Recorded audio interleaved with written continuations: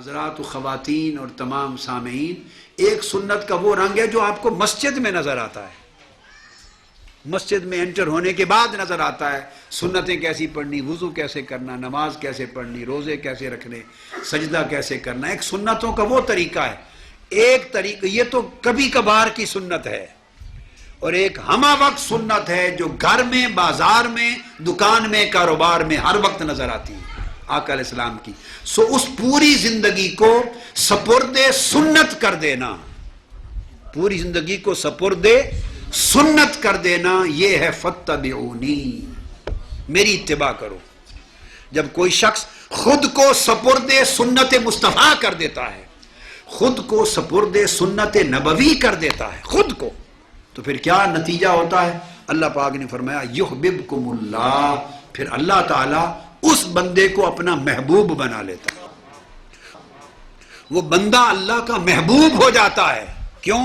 کہ وہ بندہ اس نے خود کو سپرد سنت نبوی بنا دیا ہے. اس کی رات دن کی زندگی کا اوڑھنا بچھونا آقا علیہ السلام کی اتباع بن گئی ہے. تو اللہ پاک کو اتنی محبت ہے حضور علیہ السلام سے کہ جو شخص حضور کی حیات طیبہ کی اتباع کو اپنا اوڑھنا بچھونا رات دن کا بنا لے، اللہ اسے اپنا محب نہیں بلکہ اپنا محبوب بنا لیتا ہے. تو اندازہ کریں جس بندے کو اللہ اپنا محبوب بنا لے، اس بندے کی پریشان کیا ہوگی، اس کا مرتبہ کیا ہوگا. یہ راستہ ہے محبت کا. اللہ رب العزت نے سورہ المائدہ اس کی آیت نمبر 54 میں مزید ارشاد فرمایا کہ اے ایمان والو، اگر تم اپنے دین سے پھر گئے، اور دین سے مراد یہاں اللہ کی طاعت ہے،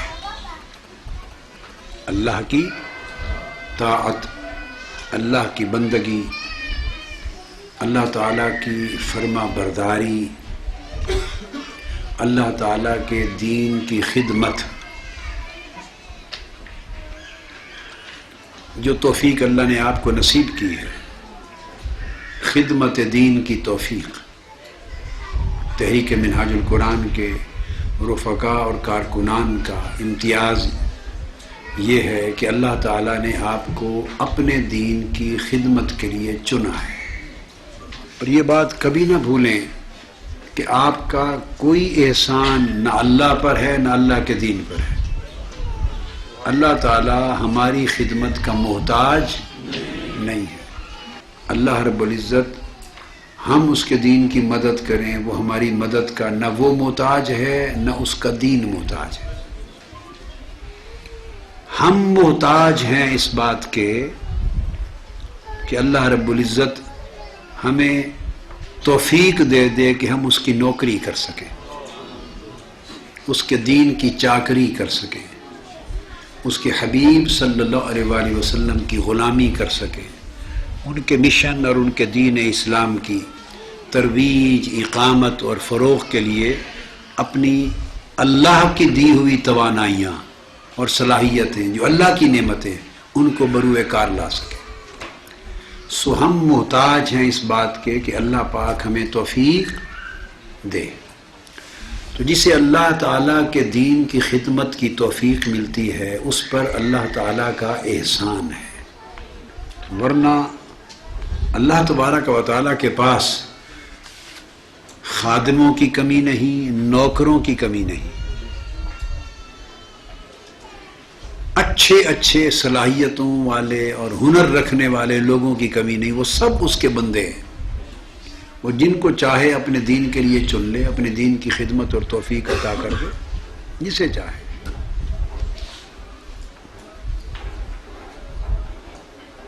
اگر آپ کو اس نے اس مشن میں رفاقت کی توفیق دی ہے، اس کا مطلب ہے اس نے اپنے دین کی خدمت کی توفیق دی، آپ کو چنا ہے. ہمیشہ اس کی نوکری کرتے رہا کریں اور اس سے ڈرتے رہا کریں. اچھا نوکر وہ ہوتا ہے جو مالک کی نوکری بھی کرے اور اس سے ڈرتا بھی رہے. اور ہمہ وقت یہ سمجھے نوکری کر کے بھی کہ میں ابھی حق ادا نہیں کر سکا، اور ڈرتا یوں رہے کہ کہیں وہ مجھ سے چھین نہ لے یہ نوکری، کہیں وہ مجھ سے، اس نے بڑوں بڑوں کو نوکری دی اور چھین لی۔ کیوں چھین لی؟ جب بندہ گھمنڈ میں آ جاتا ہے، جب بندہ یہ سمجھنے لگ جاتا ہے کہ یہ جو کام دین کا ہو گیا وہ میری وجہ سے ہوا، یہ جو اس مشن کو فروغ مل گیا وہ میری وجہ سے ملا، یہ جو نیک کام اس مشن کو مالی معاونت ہو گئی، اس مشن کی دعوت اور تبلیغ پھیل گئی، اس کی رفاقت بڑھ گئی، اس مشن میں قبولیت بڑھ گئی، اس مشن میں اور فروغ اور وسعت آ گئی، جو جو پھیلاؤ ہو، جو جو خیر ہو، جو جو بہتری ہو، اگر بندے کے ذہن میں یہ کیڑا آ جائے کہ یہ میں اس کا سبب بنا، تو اس کی میں نے اسے مروا دیا، اسی وقت اللہ رب العزت اس سے توفیق چھین لیتا ہے، چونکہ میں کبر ہے، میں کبر ہے، اور کبر کبریائی کی شان ہے، کبریائی صرف اللہ کی صفت ہے، اللہ کا خاصہ ہے۔ میں کیا ہے؟ بولیے، کبر، کبر میں کبریائی کا دعویٰ ہے، اور کبریائی اللہ رب العزت نے فرمایا کہ جو کبریائی ہے وہ میری رضا ہے، میری چادر ہے۔ جس نے تکبر کیا، میں کی بات کی، گھمنڈ میں آیا، اس نے گویا میری چادر کبریائی کی مجھ سے چھیننے کی کوشش کی، تو اللہ رب العزت اس کو اوندا گرا دیتا ہے، توفیق چھین لیتا ہے اس کو۔ لہذا جتنے رفقا اراکین ہیں، اب آپ کہیں کہ کیا سبیل ہے کہ یہ نوکری چھینی نہ جائے؟ کیا؟ تو دو طریقے، سادہ سی دو باتیں۔ ایک، جو کریں کیا اسے اپنی طرف منسوب نہ کریں، جو کریں اپنی طرف منسوب نہ کریں، نہ دماغ میں، نہ فکر میں، نہ خیال میں، نہ دھیان میں، نہ زبان میں۔ جو کریں کبھی بھی اپنی سوچ میں بھی نہ لائیں کہ وہ آپ کی طرف منسوب ہو، بھئی آپ نے کیا ہے، نہ، آپ خود ہی، ہم خود ہی کچھ نہیں ہیں تو ہم نے کیا کرنا ہے، یہ اللہ رب العزت نے کروا دیا، اللہ رب العزت نے، تو جو کریں اللہ کی طرف منسوب کریں کہ اللہ کی توفیق سے یہ ہو گیا، اللہ کی توفیق سے یہ ہو گیا۔ یوں بھی نہ کہیں کہ اللہ کی توفیق سے میں نے کر دیا، توفیق کے ساتھ میں کو نہ ملائیں، توفیق اور میں کو نہ ملائیں، اللہ کی توفیق سے ہو گیا، اللہ کے کرم سے ہو گیا، اللہ کی مدد و نصرت سے ہو گیا، اللہ تعالیٰ کے ارادے سے ہو گیا، اللہ تعالیٰ کی رحمت سے ہو گیا۔ اب اس ہو گیا میں، اب میں آیا کہیں، اس میں کو نکال دیں۔ اللہ تبارک و تعالیٰ نے خدمت دین کی اس توفیق کا راز، یہ جو میں نے کہا کہ میں کو نکال دیں، اس کا سبق قرآن مجید کی پہلی آیت میں اور ہر کام سے پہلے پڑھے جانے والے کلمات میں، جس کو بسم اللہ کہتے ہیں، اس کے ذریعے یہ اللہ پاک نے ادب سکھا دیا ہے، بندگی کا ادب سکھا دیا ہے۔ کیا؟ آپ پڑھیے، بسم اللہ الرحمن الرحیم۔ اب یہ ایک پورا جملہ ہے، اور ایسا جملہ ہے کہ اس پورے جملے میں اول سے آخر تک نہ کوئی فعل ہے نہ فاعل ہے۔ اس جملے میں نہ کوئی فعل ہے نہ فاعل ہے۔ آپ کوئی جملہ بولے نا اردو میں، بھئی کوئی جملہ بول دیں، آپ بول دیں کوئی جملہ، میں کھانا کھاتا ہوں، دیکھو نا، تو شروع کہاں سے ہوا؟ میں سے۔ میں کھانا کھاتا ہوں تو فاعل آ گیا اور فعل بھی آ گیا. شروع میں سے ہوا اور ختم ہوں پر ہوا. ہوں میں بھی میں ہے تو یہ فعل اور فاعل آ گئے. اب کوئی اور جملہ بولیں, آپ بولیں. میں گھر جاتا ہوں. کوئی جملہ آپ بولیں, اس میں شروع میں درمیان میں کہیں نہ کہیں فعل اور فاعل آتا ہے. بسم اللہ الرحمن الرحیم. ہر کام شروع کرنے سے پہلے پڑھنا, کھانا, پینا, چلنا, کوئی کام کریں تو آپ بسم اللہ الرحمن الرحیم پڑھیں. یہ آداب اسلامی ہے اور اس میں نہ فعل ہے نہ فاعل ہے. بسم اللہ اس کا نام کیا ہے؟ اللہ کے نام سے شروع. اللہ کے نام سے شروع جو رحمان اور رحیم ہے.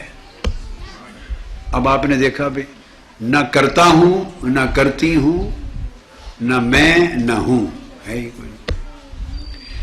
یہ جو بعض مترجم ترجمہ کرتے ہوئے لکھ دیتے ہیں نا, میں اللہ کے نام سے شروع کرتا ہوں, یہ اصولاً غلط ترجمہ ہے. کیونکہ بسم اللہ الرحمن الرحیم میں نہ میں آتا ہے نہ کرتا آتا ہے. با بسم اللہ, با کا معنی سے, بسم آگے اسم, اسم کا معنی نام, بسم اللہ آگے لفظ اللہ, آگے الرحمن آگے الرحیم. تو میں کہاں سے آ گیا اور کرتا ہوں کہاں سے آ گیا؟ یہ سمجھ گئے. یہ نحو میں عربی قاعدے میں اس کو حذف بولتے ہیں. یہ محذوف کلمات ہیں, تقدیری معنی ہے. یعنی شروع کرنے والا یہ سمجھیں کہ گویا یہ اس کا سوچ ہوتی ہے, تقدیری معنی بولتے ہیں, محذوف ہوتا ہے کہ گویا میں اللہ کے نام سے شروع کرتا ہوں. تو یہ جو میں اور شروع کرتا ہوں یہ ہم تقدیری معنی کے طور پہ اپنے پاس سے لگاتے ہیں. اللہ رب العزت کے کلام میں نہیں ہے. تو اس میں سبق کیا سکھایا؟ اللہ پاک نے سبق ہی اس ادب کا سکھایا ہے, ہر کام سے پہلے ایک ایسا جملہ بولا جائے جس میں نہ میں ہوں, نہ فعل ہو, نہ فاعل ہو, نہ ہوں. درمیان سے میں کرنے والا نکل گیا تو کون رہ گیا؟ کرانے والا. جس نے توفیق دی وہی رہ گیا. اب بسم اللہ الرحمن الرحیم میں دیر از نو آئی, دیر از نو می, دیر از نو وی, دیر از نو اس, دیر از نو ورب. ہم یہ کرتے ہیں, میں یہ کرتا ہوں, کچھ نہیں. تو اللہ تبارک و تعالیٰ نے ادب یہ سکھایا ہے. یہ ایک سلیقہ ہے, ایک طریقت ہے, اللہ پاک کی سکھائی ہوئی سلوک ہے, اللہ کا سکھایا ہوا. یہی تصوف ہے. یہی اولیاء اللہ کا, صوفیاء کا, اکابر کا 1200 سال کی تمام صدیوں کا تصوف, سلوک, طریقت اور معرفت یہی میں کو نکالنا تھا. آج کے دور کا کاروباری تصوف میں کو پالنا ہے. صدیوں کا زاہدوں کا, اللہ والوں کا تصوف میں کو نکالنا تھا. آج کا ہمارے دور کا کاروباری تصوف کیا؟ میں کو پالنا. سارا دھندا ہی میں کے ارد گرد ہے. سارا دھندا میں کے ارد گرد ہے. تو اللہ رب العزت جب توفیق دے, آپ کو اس نے توفیق دی, آپ مشن کا کام کر رہے ہیں, اللہ کے دین کی نوکری کر رہے ہیں, تو ایک تو یہ کہ کسی کام کو, نیک کام کو کریں, عبادت کو, نیک عمل کو تو اپنی طرف منسوب نہ کریں, ایک بات. اور نمبر 2 راز بتا رہا ہوں, یہ 2 چابیاں ہیں. دوسرا راز کیا ہے؟ انتہائی درجہ محنت سے, یکسوئی سے, صلاحیت سے پوری تگ و دو کو بروئے کار لا کر اعلیٰ سے اعلیٰ طریق پر انجام دیں, کریں, اور جب کر چکیں تو سمجھیں کہ حق ادا نہیں ہوا, حق ادا نہیں ہوا. میں باری تعالیٰ اس تیری خدمت کے کرنے کا بھی حق ادا نہیں کیا, تو یہ میرا کام کرنا بھی گناہ ہے. جو کریں سمجھیں کہ ناقص کیا, جو کریں ناقص کیا, اور عزم کریں کہ اگلی بار اس سے بہتر کروں گا. تو انشاءاللہ یہ 2 چیزیں اگر ہمیشہ قائم رہیں تو توفیق نہیں چھینی جائے گی. توفیق نہیں چھینی جائے گی. 2 باتیں کیا بتائیں میں نے؟ جو کریں اپنی طرف منسوب نہ کریں، اور جب کر چکے تو شرمندہ ہوں، جب کر چکے کہ جو حق تھا وہ ادا نہیں کر سکا، اور کوشش کریں کہ اگلی بار اس سے بہتر، اگلی بار اس سے بہتر عزم کر لیں۔ باری تعالیٰ معاف کر دے، باری تعالیٰ میری کوتاہی کو معاف فرما دے، اگلی بار مجھے توفیق دے کہ اس سے بہتر کروں، بس اس شرمساری میں رہیں کہ اگلی بار بہتر کر سکوں۔ اگر یہ دو چیزیں کبھی بھی ترک نہ ہوں تو انشاءاللہ تعالی اللہ تعالیٰ کی توفیق قائم رہے گی۔ یہ بات ذہن مشین ہو گئی۔ جب آپ میں کو نکال دیتے ہیں، اپنی طرف منسوب نہیں کرتے، تو اس کا اگلا علامت کیا ہے؟ اگلی بات بتاتا ہوں۔ آپ جب کام کرتے ہیں تو قائد آئے یا پریس والے آئے یا لوگوں سے ملاقات ہوئی تو ہر آدمی کوشش کرتا ہے کہ میں فرنٹ پر آؤں، مجھے اسٹیج پر بٹھایا جائے۔ اب میں آپ کو ایک باریک باتوں کی طرف لے جا رہا ہوں۔ یہ ہوتی ہے نا، جتنے لیڈرز ہیں، کام کرنے والے ذمہ داران، کہ ہم اسٹیج پر بیٹھیں یا فرنٹ پر آئیں یا ہمارے فوٹو بنے، یا جب تذکرہ کیا جائے کہ فلاں فلاں لوگوں نے بڑا اچھا کام کیا، ان کو سندات دی جاتی ہیں۔ جس کو سند نہ ملے اپنی ایمان سے کہیے، 10 کو ملی، 1 کو نہیں ملی، کسی ایک کو، وہ سمجھتا تھا میں بھی حقدار ہوں، کام کیا تھا اچھا، وہ راضی ہوگا کہ ناراض ہوگا؟ بولیے، راضی ہوگا کہ ناراض ہوگا؟ توفیق کے بڑھنے اور قائم رہنے کی علامت یہ ہے کہ جس کا نام نہ لیا جائے وہ اس بات پہ خوش ہو، جس کا نام اعلان نہیں ہوا، اس کو ڈگری نہیں ملی، سند نہیں ملی، اس کو اعزاز نہیں ملا، اس کو ایوارڈ نہیں ملا، اس کو میڈل نہیں ملا، اس کی نام کی اناؤنسمنٹ نہیں ہوئی، اناؤنسمنٹ نہ ہو تو وہ خوش ہو، اور ہو تو شرمسار ہو جائے۔ اس کا نام کی اناؤنسمنٹ ہو تو شرمسار ہو جائے، کہہ کہ میرا نام آپ نے ایسے لے دیا، میں تو کر ہی کچھ نہیں سکا، میں نے تو کیا ہی کچھ نہیں، بلکہ میری وجہ سے تو کئی بگاڑ پیدا ہوئے، خرابیاں ہوئی، نقصان پہنچا، تو میرا تو نام ہی نہیں بنتا تھا۔ یہ سوچ ہو، اور اگر انتظار میں بیٹھا رہے کہ ابھی تک میرا نام نہیں آیا، نہیں آیا، نہیں آیا، اور اگر نام رہ گیا غلطی سے تو اس کے بعد چپکے سے اٹھا اور گھر، اس کے بعد 10 دن آنا ہی نہیں ظاہر کیا، انہوں نے کہا جی کام کر کر کے اسی مر جائیے، تو جس ویلے ایوارڈ دین دا تے نا دا وقت آیا تو ہونا دے نا لے جاندے، اسے سارا نا ہی نہیں لے جاندہ۔ تو بیٹے آپ نام کے لیے کرتے تھے یا رحمان کے لیے کرتے تھے؟ ثابت ہو گیا نا، اگر آپ کا نام نہیں آیا تو دل پہ بوجھ آیا، ناراض ہوئے، تو کیا ثابت ہوا؟ بولیے کیا ثابت ہوا؟ نام کے لیے کرتے تھے۔ یہ ریا اتنی مخفی چیز ہے کہ خود ریا کرنے والے کو خبر نہیں ہونے دیتی کہ میں ریا کر رہا ہوں، پتہ ہی نہیں چلنے دیتی کہ میں ریا کر رہا ہوں۔ یہ تو نگاہ والے اس کے طرز عمل سے خود بخود اندازہ کر لیتے، اور یہی جھگڑے آپ کے تنظیموں میں رہتے ہیں نا، اور منانے میں اور اسی چکر میں گزر جاتی۔ مار کر کام کر کر کے ہم مر گئے، تو جب قائد محترم یا فلاں قبلہ حضور آئے یا فلاں آیا یا فلاں موقع آیا یا فلاں ایونٹ آیا، تو وہاں پھر ہمیں پوچھا ہی کس نے، وہاں آگے آگے کچھ اور تھے۔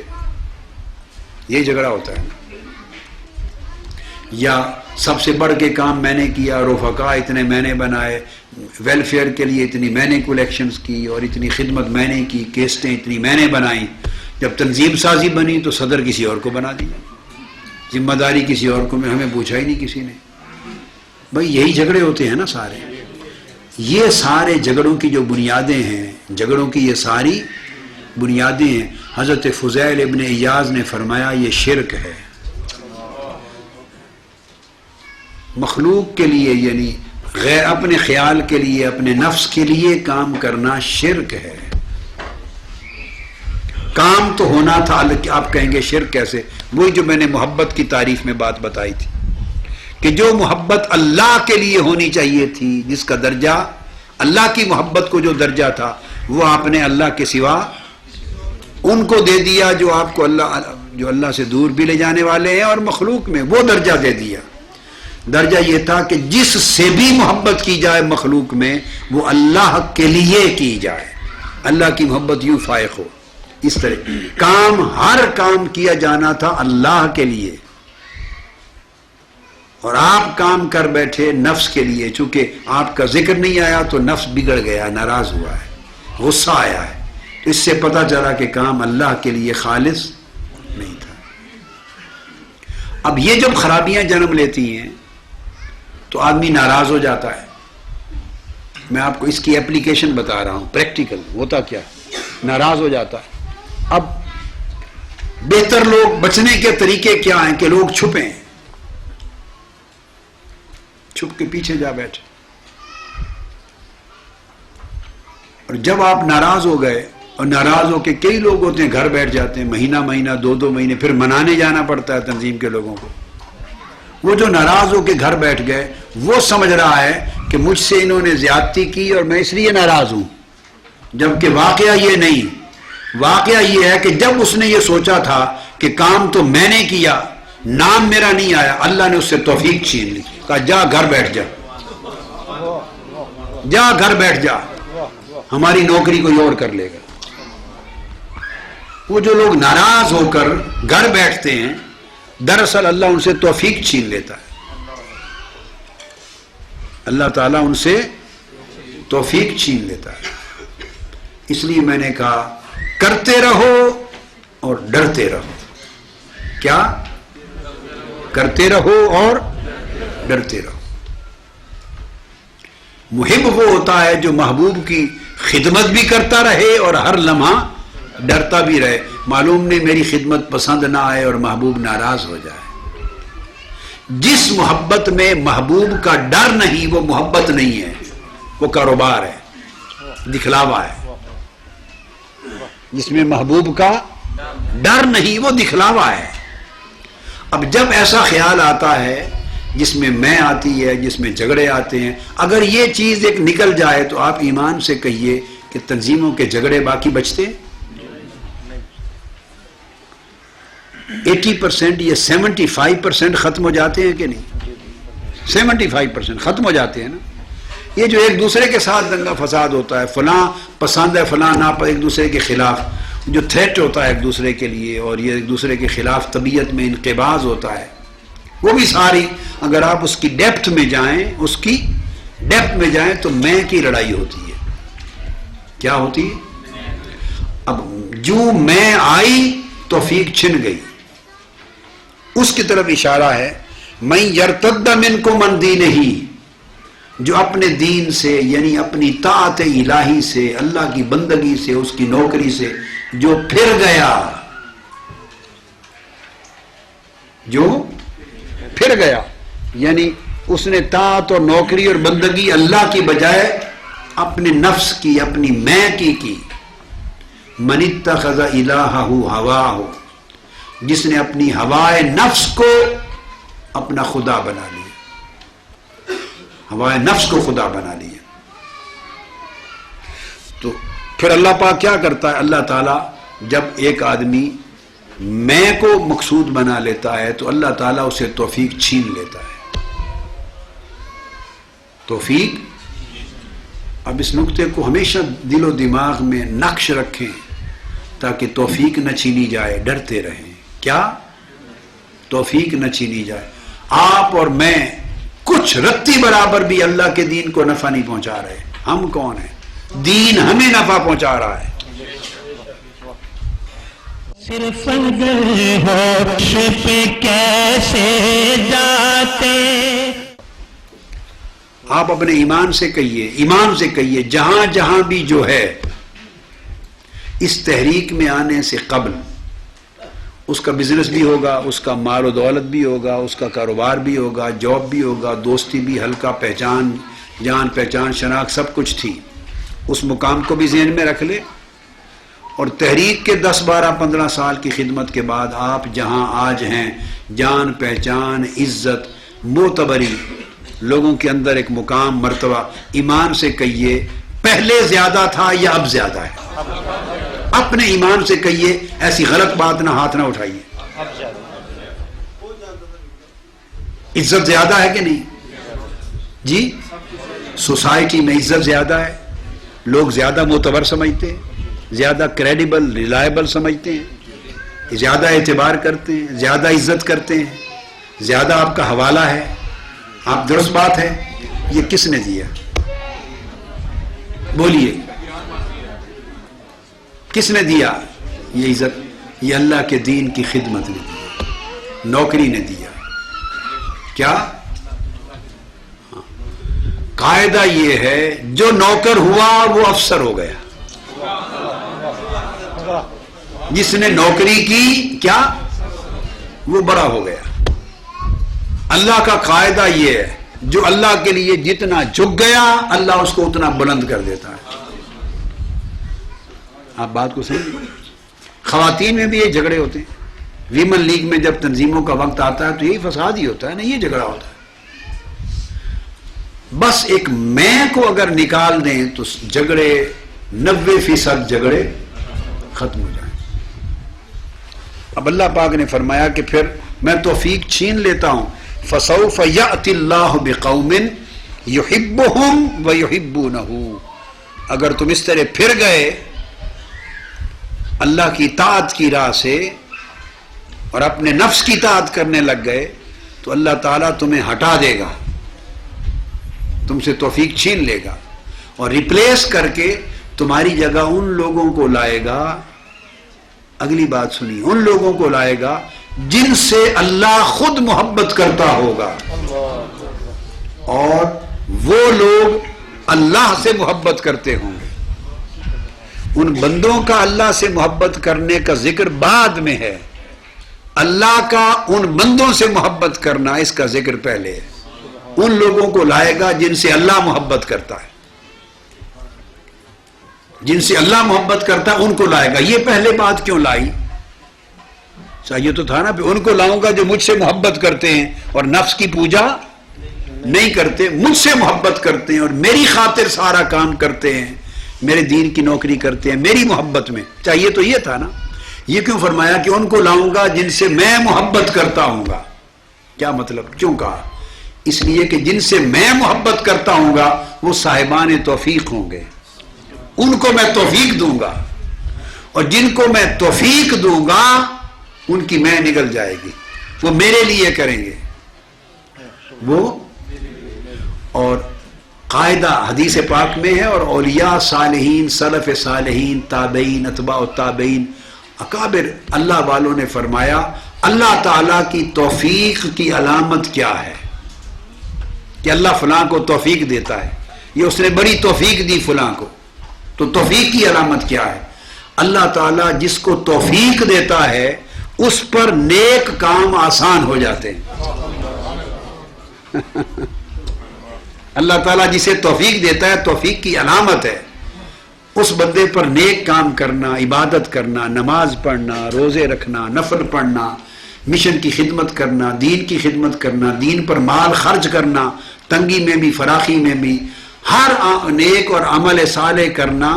توفیق کی علامت یہ ہے کہ عمل صالح اور عمل اعمال صالحہ اور خیرات و حسنات اس پر آسان ہو جاتے ہیں، رکاوٹیں دور ہو جاتی ہیں اور مشکلات ختم ہو جاتی ہیں، اور عمل کرتا ہے تو وہ آسانی سے پھولوں کی طرح کرتا چلا جاتا ہے، اسے بھاری نہیں لگتا، مشکل نہیں لگتا۔ کئی بار بعض کہتے ہیں کہ جی میرا جی تو بڑا کرتا ہے میں تلاوت کروں لیکن کر نہیں ہوتی، نفل پڑھنے عبادت کے لیے خواہش تو بہت کرتا ہوں مگر بس ہوتی نہیں۔ وہ توفیق کا معاملہ ہے۔ کیا اس کو چاہیے کہ وہ اپنے من میں جھانکے اور میں کو نکال دے اور گناہوں کو نکال دے۔ اگلی بات ایک اور راز، اگر انسان اپنی زندگی سے گناہ اور نافرمانی نکال دے تو اللہ تعالیٰ توفیق عطا کر دیتا ہے۔ کثرت گناہ توفیق کو سلب کر لیتی ہے۔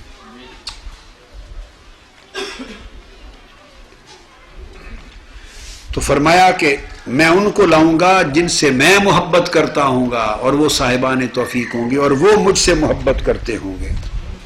تو یہاں آپ کو یہ راز ملا رفقا کو، اراکین کو، وابستگان تحریک کو، کارکنان تحریک کو، کہ یاد رکھ لیں یہ جو آپ اللہ کی دین کی خدمت اور مشن کی خدمت کرتے ہیں، بدنی خدمت، دعوتی خدمت، دعوت کے ذریعے مالی خدمت، انفاق کے ذریعے، خرچ کرنے کے ذریعے، دعوت کو فروغ دینے کے ذریعے، رفاقت کو فروغ دینے کے ذریعے، مشن کے سینٹرز کو مستحکم کرنے کے ذریعے، مراکز کے پروجیکٹ ہیں، ویلفیئر کے ہیں، وہاں آغوش بن رہا ہے، یتامہ کے مرکز اورفنیج بن رہا ہے، وہ شاید درود بن رہے ہیں، میلاد پاک کی کانفرنسز ہو رہی ہیں، مرکزی ہو رہے ہیں، اعتکاف بیٹھ رہے ہیں، 27ویں ہو رہی ہے، کالج اور یونیورسٹی کے غریب بچوں کی امداد ہو رہی ہے، مشن کے فروغ کے لیے جو کچھ آپ کرتے ہیں، زلزلے آتے ہیں اور مشکلات آتی ہیں لوگوں پر، اس میں امداد کرتے ہیں، جو کچھ کرتے ہیں، مت سوچیں زندگی میں کہ میں نے کیا، کبھی نہ سوچیں کہ میں نے کیا۔ کیا قارون سے بھی زیادہ مالدار ہیں آپ؟ قارون جیسوں کو اس نے توفیق نہیں دی، اس کے مال کو قبول نہیں کیا، اس کے مال کو قبول۔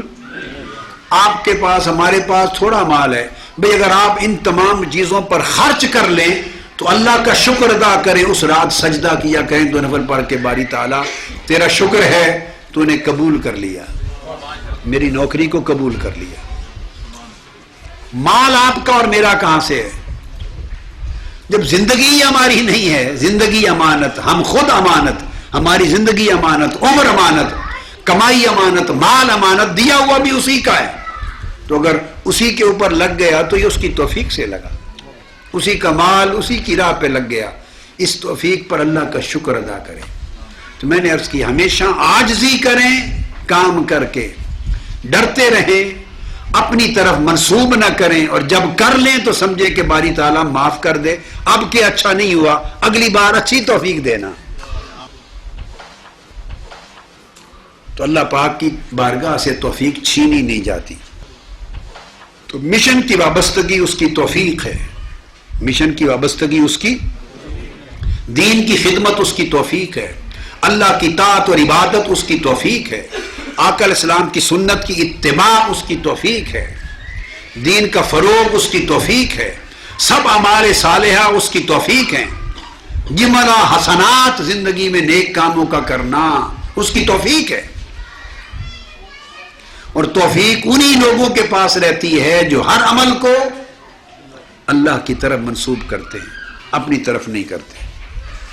پھر اللہ رب العزت نے فرمایا قل ان کان آباؤکم و ابناؤکم و اخوانکم و ازواجکم و عشیرتکم و اموال اقترفتموها و تجارت تخشون کسادها و مساکن ترضونها احب الیکم من اللہ و رسولہ و جہاد فی سبیلہ فتربصوا حتی یأتی اللہ بامرہ۔ اب آپ دیکھیے یہ جو شفقتیں ہیں، محبتیں ہیں، اٹیچمنٹس ہیں، ان کی جڑ نہیں کاٹی اللہ پاک نے، ٹوٹلی ان کو ایلیمینیٹ کرنے کا حکم نہیں دی۔ فرمایا کہہ دو تمہارے آباء و اجداد، ان سے محبت کرو، تمہارے اولاد، تمہارے بیٹے بیٹیاں محبت کرو، اخوانکم تمہارے بھائی بہن محبت کرو، عشیرتکم تمہارے خاندان رشتہ دار محبت رکھو، اموال اقترفتموها تمہارے مال، تجارت، کاروبار، دکانیں، بزنس جو کماتے ہو، تجارت تخشون کسادها اور تمہارا لین دین، تجارت، بزنس، ٹریڈ جس میں گھاٹے سے ڈرتے رہتے ہو، ومساکن ترضونها تمہارے اچھے خوبصورت گھر جن کو پسند کرتے ہو۔ یہ ساری لسٹ اللہ نے اس لیے گنوائی کہ اللہ نے ان تمام چیزوں کو جائز قرار دے دیا، اس نے منع نہیں کیا کہ پسندیدہ گھر نہ بناؤ، اچھی رہائش گاہوں میں رہو، اچھی سواریوں پہ سفر کرو، خاندانوں سے تعلق رکھو، محبت کرو، ان کے حق ادا کرو، منع۔ جب اس نے فرمایا تجارت تخشون کسادها تجارت جس کے گھاٹے کا ڈر تمہیں لگا رہتا ہے تو اس نے اجازت دے دی، اور مساکن ترضونها تمہارے گھر، رہائش گاہیں جنہیں پسند کرتے ہو، تمہاری پسند کی رہائش گاہیں اس نے اجازت دے دی، مگر لمٹ کیا فکس کی؟ فرمایا احب الیکم من اللہ و رسولہ، یہ ساری چیزیں جو میں نے گنوائیں جن کی اجازت دی، اگر ان کی محبت اللہ کی محبت سے بڑھ گئی، رسول کی محبت سے بڑھ گئی اور دین کی محبت سے بڑھ گئی، پھر خدا کے عذاب کا انتظار کرو۔